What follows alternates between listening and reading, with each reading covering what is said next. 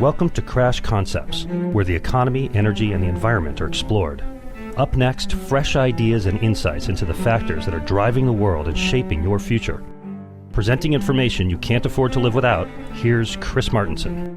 Welcome, everyone, to this Peak Prosperity Featured Voices podcast. I am your host, Chris Martenson, and it is November 28, 2018. And today, we're going to be talking with Charles Hugh Smith about his latest book. Its title is Pathfinding Our Destiny, Preventing the Final Fall of Our Democratic Republic. Hey, not a minute too soon. America teeters on a precipice right now. Certainly, if you watch your feed on Facebook or Twitter, it's like this imminent demise. But it goes back further than that, right? We know that our government in the United States is really captive to special interests and big money. The Citizens United versus the Federal Election Commission decision by the U.S. Subprime Court, yes, I said subprime and I meant to, was a truly awful, horrible, no good, ridiculously bought and paid for decision that accelerated the downfall of democratic processes and citizen control of the elected parts of the government. But was that really it? I know some people say that, that was the moment. Here to discuss with us the idea, though, that it's deeper than that there's no single decision or fix or tweak that is going to really get at the issues in a way that could give us a future we could believe in. We've got Charles here. Charles is a very prolific author and blogger. He runs the site of2minds.com. He's a frequent contributor to and guest on Peak Prosperity. Hey, all around great guy as well, personal friend too. Charles, welcome to the program. Thank you, Chris, and thank you for being able to discuss these topics today that are often lost because, of course, our whole culture is short term, right? The political system has a cycle of every 2 years. The economy is basically every quarter. And so to talk about issues that have taken decades to play out, it's like, what? Yeah, I know. I know. So we'll try and keep this short. Anyway, no, just kidding. So Pathfinding Our Destiny.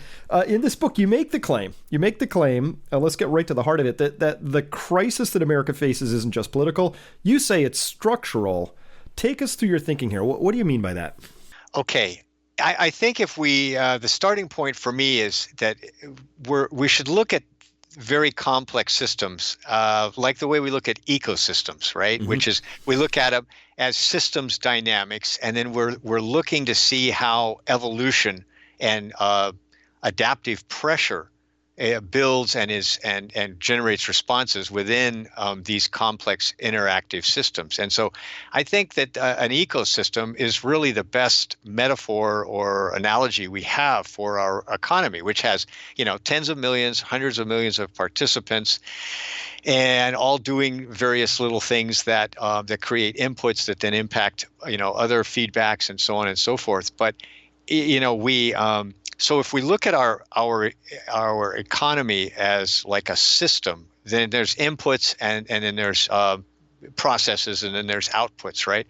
And if we just look at those in sort of large chunks, we see that a much of our inputs are social, what we might call social constructs, right? They're not really like. We're not really talking about physical laws like gravity or something like that.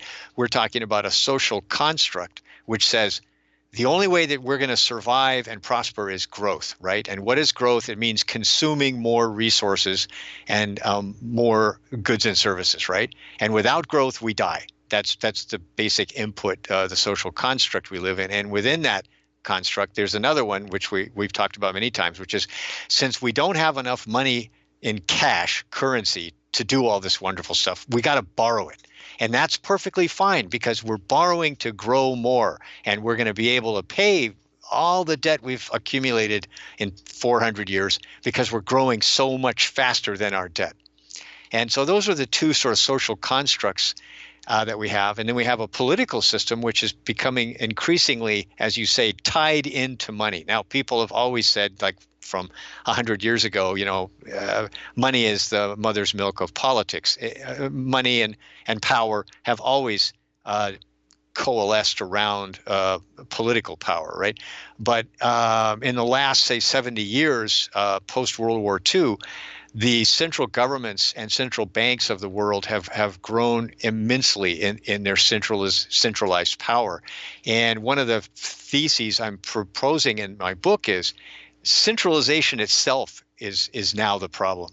And we've been told for 400 years that it's been the solution. Just centralize power and wealth into tighter and tighter control, and then that will somehow solve whatever problems we have.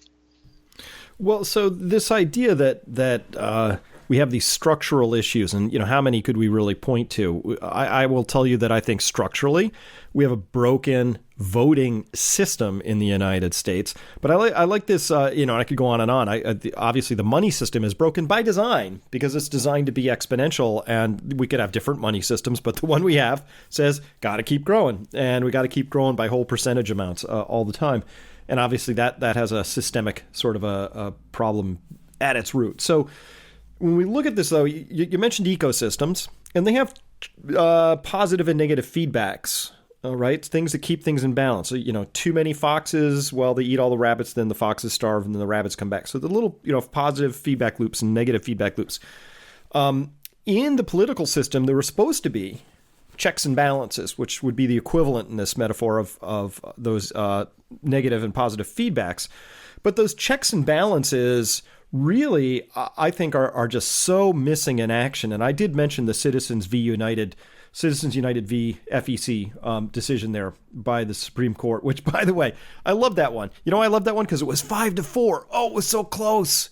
5-4. These 5 voted for it, these 4 against it. And then later, Kelo v. New London, where property rights were taken away. Oh, it's 5-4, but it was a different 5 and a different 4. It's always like, oh, we're so close. But if you track what the Supreme Court's been up to, they've been slowly removing those checks and balances and tilting the playing field towards government power. Whether it's even in the case of Kelo v. New London, that's just a municipal power, right? They're like, they have rights over property. Not at all clear where they found the constitutional basis for a local municipality having the power to seize your property for eminent domain for a better use. That was a stretched decision. So as we look through all of this, I can make a case for why we have a structural problem with the money system based on its inherent mathematical design flaw problem. But what I just raised with the Supreme Court feels to me like a different process and a different problem. How are those connected, if they are connected at all? Right. That's a great question, Chris. And my basic answer is that they're connected through the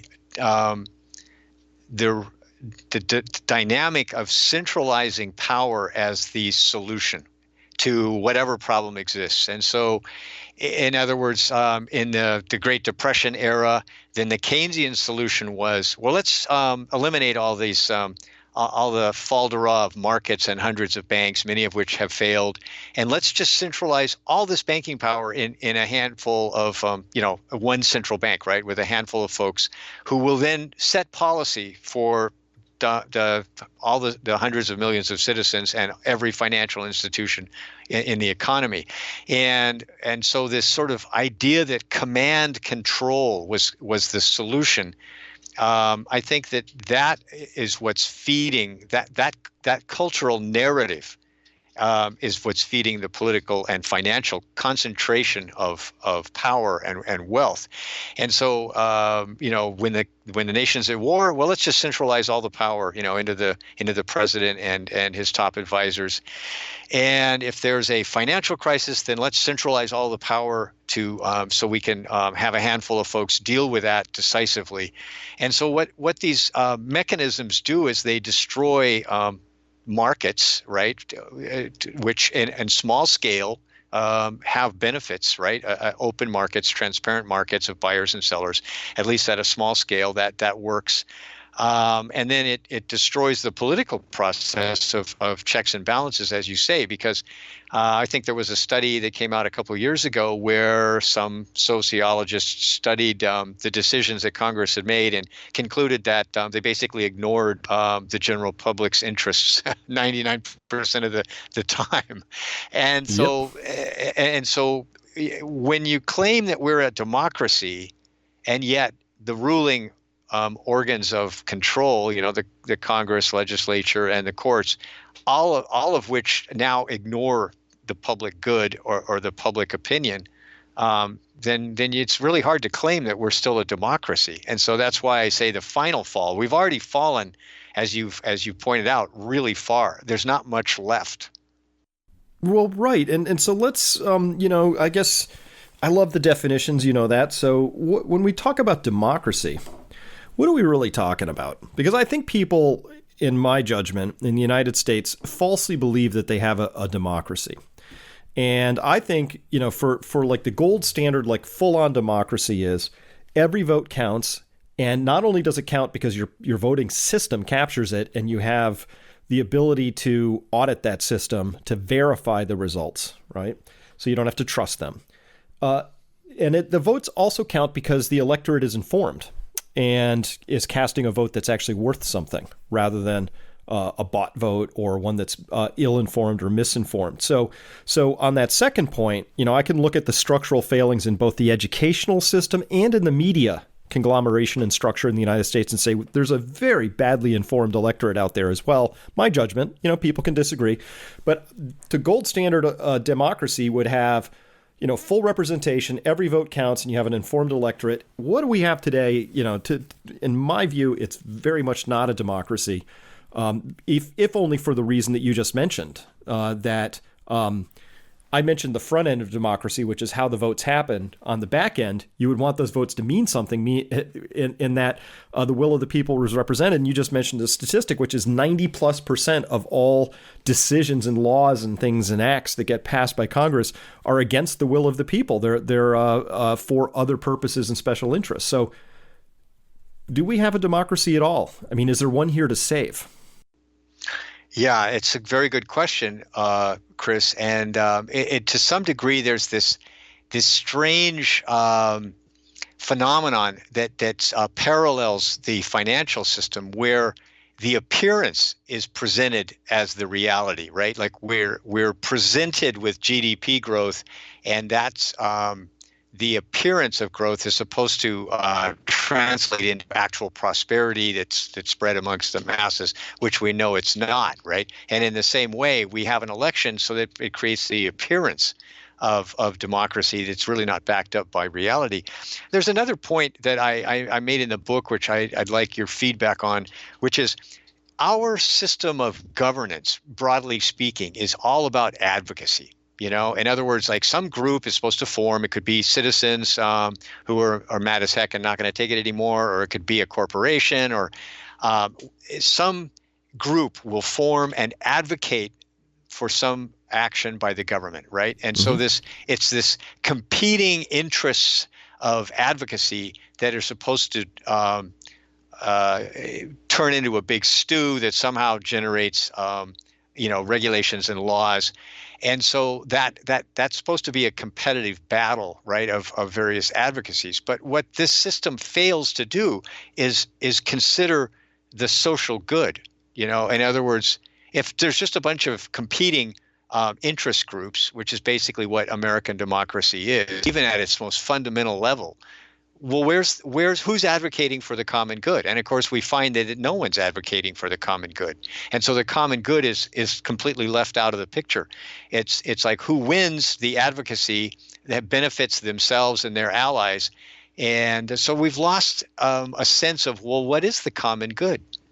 And let's take an example of that. I think that's maybe no more starkly illustrated than in the U.S. sick care system or healthcare system, which is an amalgam of all these different competing interest groups, right? Which in theory is supposed to work towards a common good once you average and sum everything out, right? So you've got your hospitals and you've got your plan administrators and insurance companies and doctors and patient advocates, and somehow you put all that mix in, and you should end up with something approximating the central limit theorem of what people want.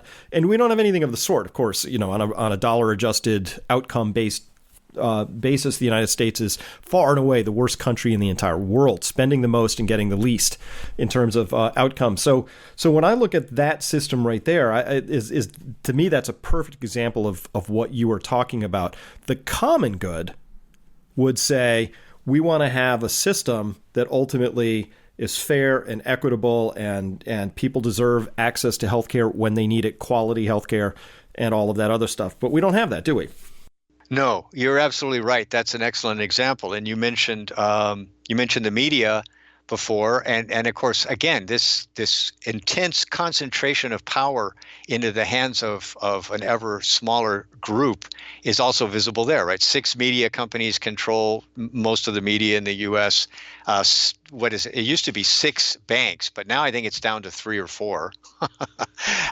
Control most of the financial system. So, and this we see this in one sector after another. Facebook dominates social media, Google dominates search and ads, and so on. And this makes perfect sense in the system we have now. In other words, this is really efficient. And it's very profitable. If you can establish a cartel or a monopoly or a quasi-monopoly, then you can just raise your prices and people have to pay it, and it's profitable. Everybody wins, right? The shareholders win, the managers win, the public, they don't have a choice. And so I think this sick care is a perfect example, as you say, because it's like all these so-called competing interests, all they do is basically strip the carcass of whatever money there is, and delivering actual health care, well, that's like secondary at best, right? Yeah. Well, this speaks to the idea, though, that if there isn't a common good that's based on things like what's right, what's decent, what's honorable, what has integrity, what matters, for the next generations, things like that. As we triangulate around this topic, it just appears to me that the common good in the United States is money. And if you can make money at it, it's kind of a laissez-faire, Wild West. If you can make money at it, anything goes, right? Oh, are you making something that kills insects indiscriminately? Go. Are you making money at it? Go for it. Oh, do you make cluster bombs, even though those are kind of outlawed everywhere, but we can sell them through, some back channels? Go for it, right? Whatever it is, it seems to be okay. Practically every religious text there is talks about how the love of money is the root of all evil. Is that maybe a common element in all of this? This is just money and power running to its natural Romanesque conclusion. Well, I think you're right in the sense that that was one of the topics I was trying to explore in the book is the initial conditions of a system. It's sort of we call it teleology, right? It creates its own end state, So if you create a system with the initial conditions that you have here in the U.S., like you say, money is everything. It's the arbiter of all value. Then you're going to get a certain output, and you're not going to be able to change that output unless you change the initial, conditions. And so. But I want to toss out an idea that we seem to have even degraded in the last, say, 40 years, in the last 2 generations. Back when we were younger, the nation seemed to coalesce around the idea of protecting air and water.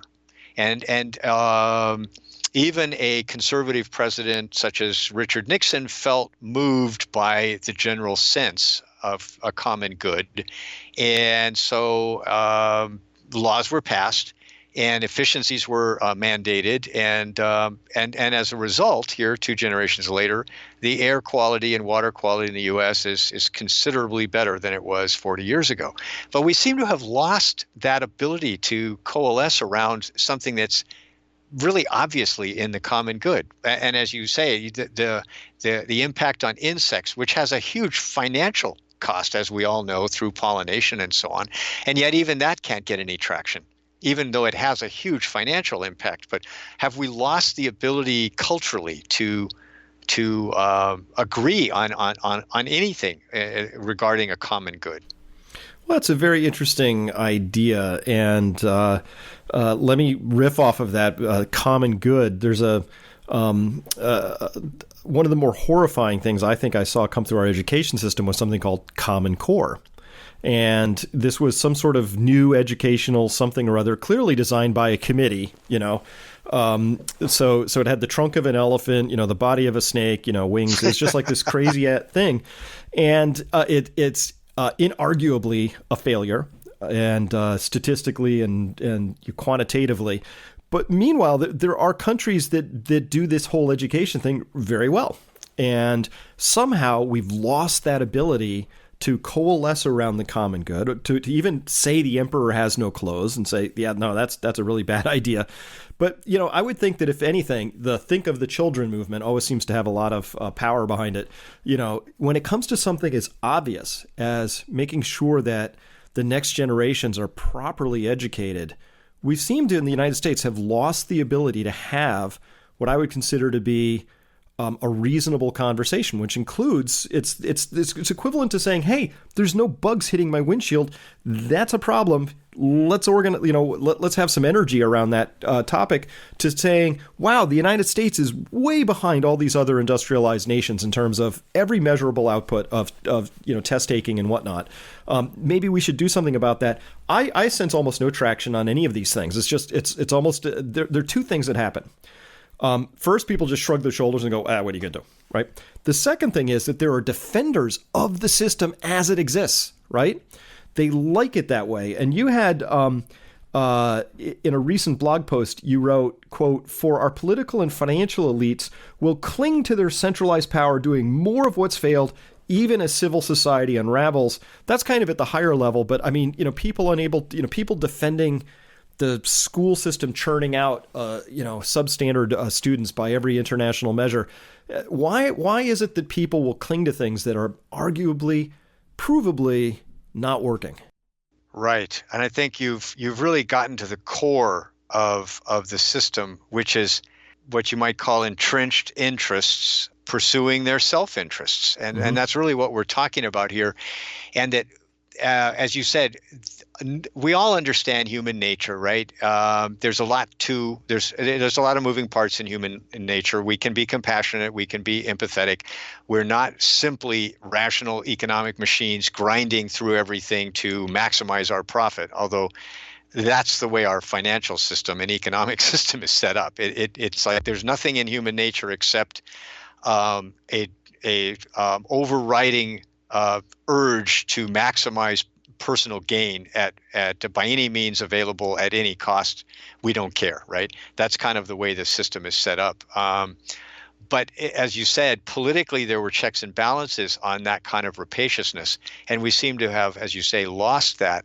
And I think that what the key structural difference is that when you ruthlessly centralize power into monopolies and state cartel kinds of structures where there's a handful of players control the whole system, you've eliminated the ecosystem. You've done the equivalent of planting a monoculture and then spraying it with Roundup, so there's no insect life. There's and so you get a great crop, for a few cycles there, but of course you're destroying the soil. You've destroyed the ecosystem around it. You've created food that's no longer nutritious, and on and on and on. And so we've created a monoculture economy and political system, if you will. And the solution to that, I think, is a massive decentralization of power and capital, right? And that's not going to. That means that would require rebuilding the society and the cultural narratives and the economy from the ground up. Because right now, anything that attempts to decentralize wealth, power, and capital is snuffed out. Well, exactly. And we are discussing the book Pathfinding Our Destiny with Charles Hugh Smith. And I know, Charles, you didn't write this as another problem definition book, because I'm going to turn now to the subtitle, which is Preventing the Final Fall of Our Democratic Republic. So it seems the subtitle, would I be wrong in suggesting it's saying all is not yet lost? Right. I think we're in the final stage here of collapse, as we've been discussing, meaning that we don't have decades. We've already burned the decades where we could have reformed the system. Now we're down to, I think, a matter of years. And so that's where I use the term final fall. And I think that my choice of the word pathfinding my idea here was, hey, we have to explore a lot of different solutions. It's not like we can just go back to the same old models from 1940 or 1840 or whatever, like, oh, let's go back to pure capitalism, or let's go back to communism, or let's go back to socialism as it was defined, in 1870. I don't think we can just rely on these old models. I think that the world is now too hyper-connected, and things have advanced beyond where these models from basically the 19th century can be applied, and we can hope that or assume they're going to work. So I'm looking for us pathfinding, like taking what works in a practical way without trying to slap an ideological solution on a really complex system. And if you go into it's fascinating. I'm sure you've read even more studies than I have. But if you go in and study where there's an ecosystem that's failing, right, that it's breaking down, and then the U.S. Army Corps of Engineers or somebody comes in there, or some agency, they often try to get a grand solution, right? And that usually ends up being even more disastrous. And it turns out that what seems to work is little things where you're introducing more diversity, and letting things play out.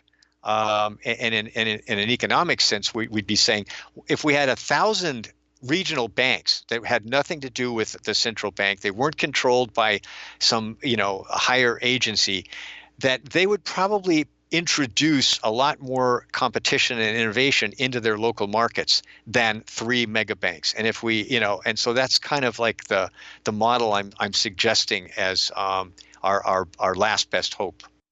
Well, I love it. The whole decentralization, I think, is going to be a wonderful direction to go because, so for instance, I was just reading just yesterday about how, and I forgot who was the author of the book that this article was based on, but the idea was that you could track the loss of civic function with individual engagement with things like Rotary clubs, Elks clubs, Granges, whatever those things were, churches even, so that localized small group sort of participation where you get a feel for how things get done and what happens, and it's at a scale you can wrap your arms around. And politics is always messy, particularly at the local levels and all of that. So that loss of engagement really seems to be a defining feature of our time. And I think what you're arguing here is that that's not a one-way trip.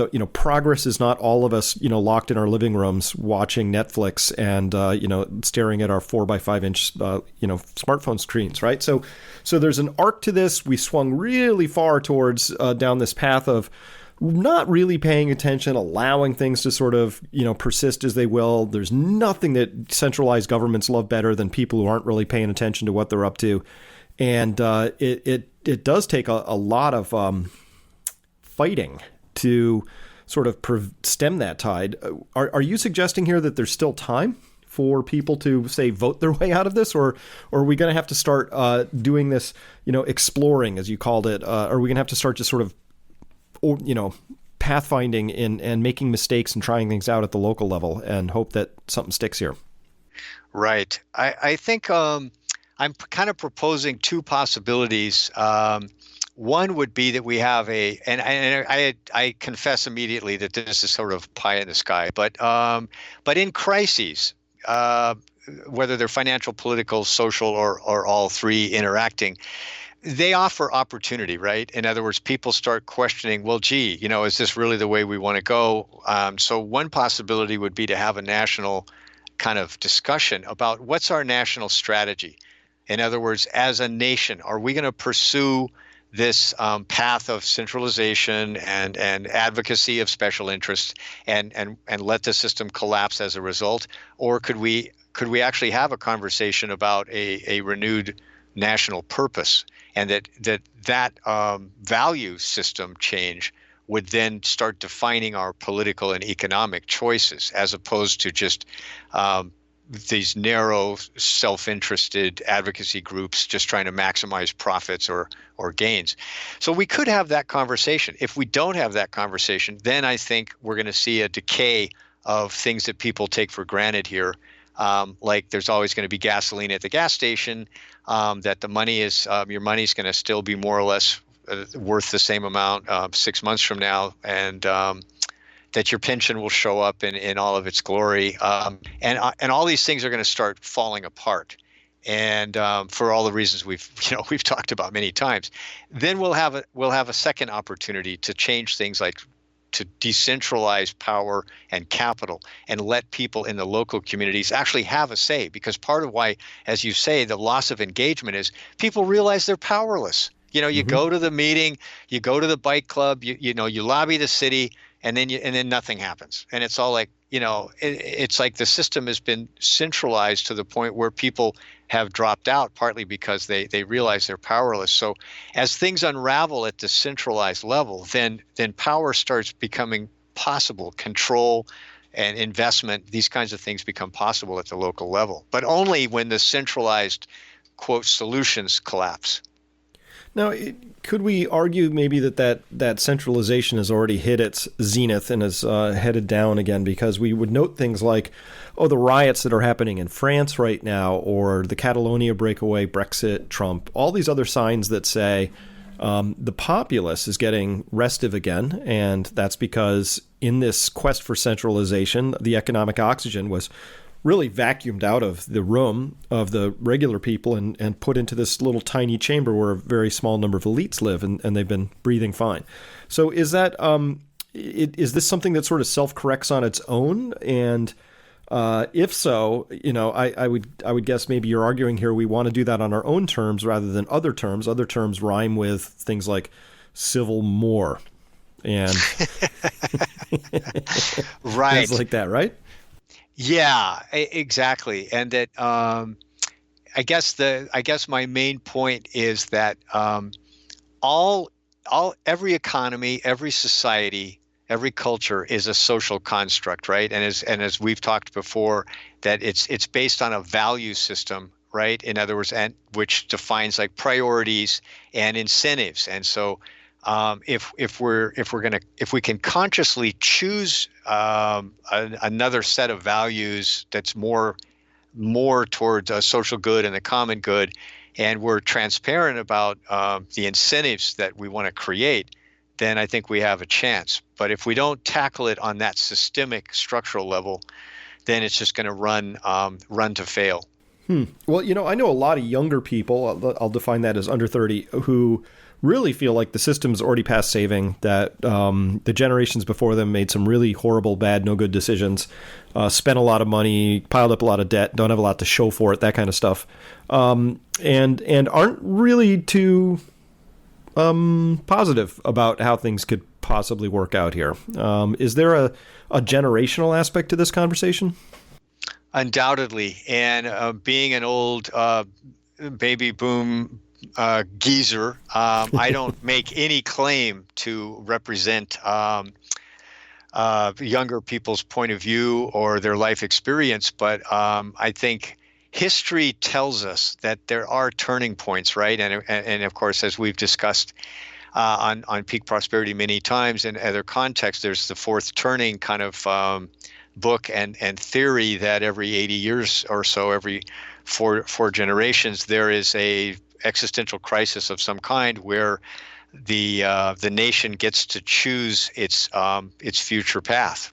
And so I think we're coming up on that juncture, not just from the fourth turning, but just from all the issues that you and I and other guests have been discussing for the last 10 years. Yeah. And so we're going to have an opportunity, and I think it's not going to be a thing where you break down the barricade and you enter the elite chamber and it's meet the new boss, same as the old boss. I think we all understand that's not the solution. What we need to do is decentralize, wealth, power, capital, and that may require things that are far outside the mainstream. For instance, local currencies. Instead of having a central currency, maybe we'll have a huge proliferation of local currencies which will find their own value. Well, yeah, and if those were actually tied to something of value in a way that made sense and weren't just simply decreed by fiat and under the control of a small group of unelected people, you could really make a case that the money system really should work for the people, not the other way around. But of course, when your money system is the thing driving the ship, it works wonderfully for the people who are at the top of that money heap because they don't have to work and they can vacuum up almost all of the value that's created. And if they're not rapacious about it, they'll leave enough of that value back in the system so it'll perpetuate and keep going. If they overdo it, which seems to be the want of humans through history, if they overdo it, then they actually extract more value for the very top layers than is actually being produced. And that's where the rest of populations come in. It's clear to me that the elites have overdone it. Would you agree? And if so, how does that begin to reverse itself, given elites have a very poor track record of willingly letting go of anything, no matter how much they have under their control? Right.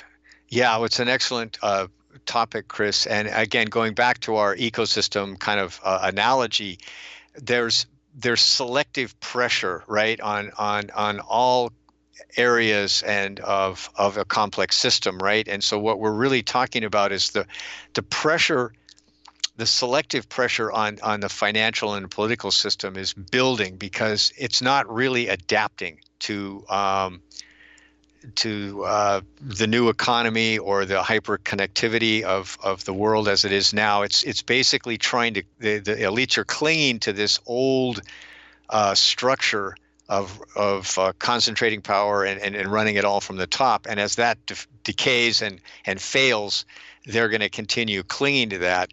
But eventually those systems break down, and then there's we could call it kind of like punctuated equilibrium, like in terms of evolutionary theory. At some point, the ecosystem collapses, right?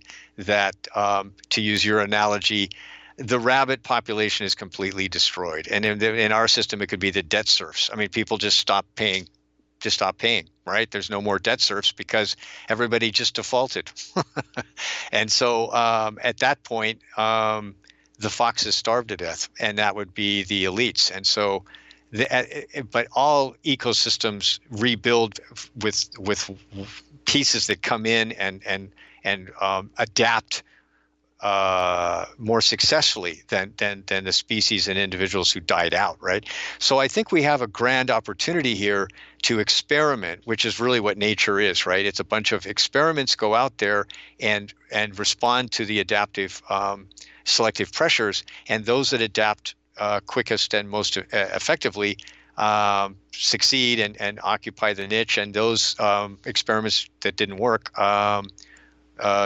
pass away. So I think we could look forward to that as maybe like this gigantic mix of experiments going forward as the current system decays and collapses.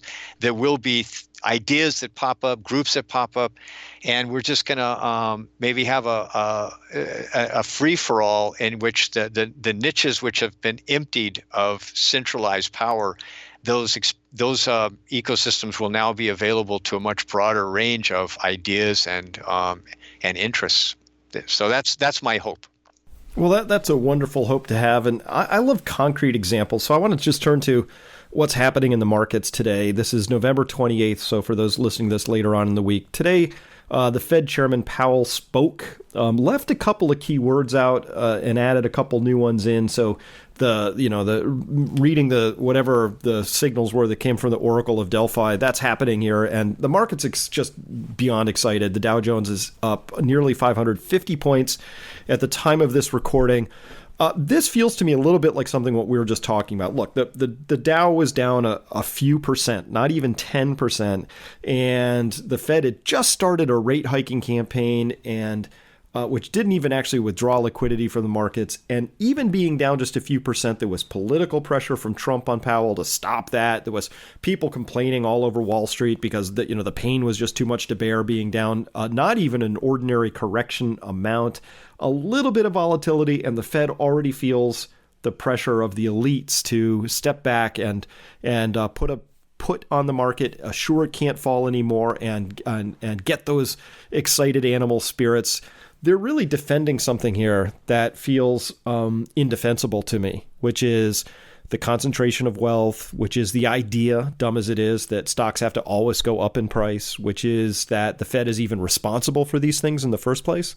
A lot of ways that I see failings in this, but this is our system now.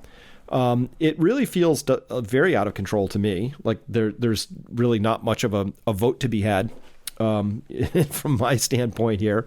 But this really feels like a just today is almost a perfect example of what you're talking about in this book, about how the elites are clinging to their outdated ways.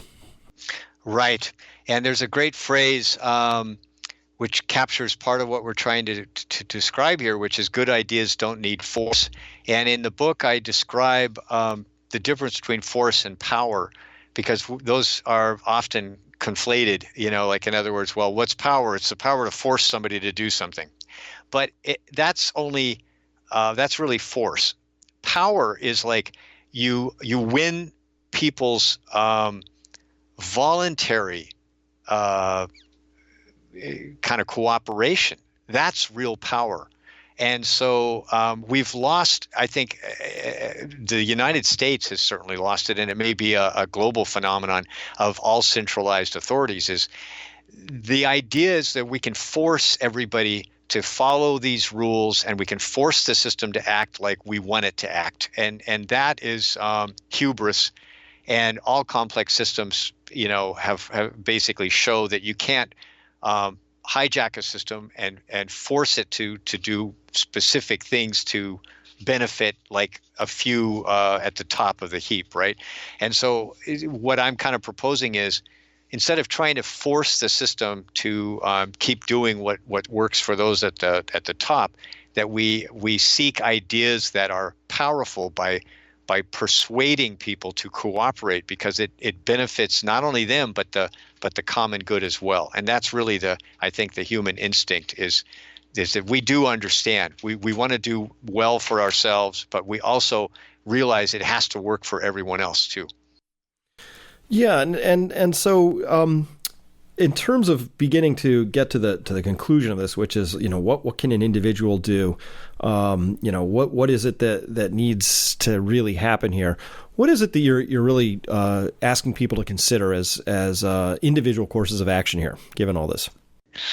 Yeah, Chris, it's I have written other books that had more specific agendas like that, personal agendas, and this book is a little light on that. It's more like I guess the conclusion at this kind of higher systemic level is to ask people to understand that you're not going to be able to reform the current system as it's structured, and that we're going to have to radically decentralize, power, wealth, and capital, and we're going to have to open the doors, so to speak, to a bunch of experimentation to find out what works best. And so I think it's actually just asking people to develop those values. And I think that those values will be the ones that are adaptive and flexible and most likely to bring personal success, community success, to those people that hold those values and understand that that's the future. The specifics of that is, of course, whatever adds to your own adaptability and flexibility and resilience is what you want to keep doing. You want to build resilience, flexibility, and adaptability. So you want to keep you want to have buffers, so you're not always on a wafer thin, close to collapse yourself, right, or your household, and you want to build buffers of food, wealth, essentials, and skill sets, and you want to be able to engage positively with other people. As you say, we've our sense of how to engage people productively as it's been narrowed down to you work for a corporation, which is a hierarchy and tells you what to do, and that's our engagement. That's obviously dysfunctional. So yeah, just develop the skills to productively engage people. And be flexible, decentralized, sustainable, all of that, resilient. I love it, of course. These are the things that we've been advocating for a while, simply because, if something is unsustainable. It'll either change or stop at some point in the future. And if you say that we have these systemic issues where, these are structural systemic issues, they're not going to be reformed. They really need to be rebuilt. Well, if that's the case, then obviously the best way to hold and conduct oneself in the scheme of things there is to be resilient and to be flexible, because stuff's going to change. Hey, it's changing all around us right now. So with that, Charles, tell people what's the best way for people to get a hold of your book. Well, visit me at of2minds.com. You can download a free, the first section of the book is free as a PDF. And then you can order the book from Amazon, as dreadful as that may be. Or pop me an email and I'll send you a signed copy if we can work that way as well. Fantastic. Well, thank you so much, Chris, for letting me talk about the book and these systemic ideas. Well, thank you. And thank you for wading into these incredibly important issues. And I agree. We do need to spend more time thinking about the larger picture stuff here, because I agree with you. We're not going to vote, tweak, reform, or otherwise slightly modify our way out of this. It's time to think big. So thank you for doing that. My pleasure.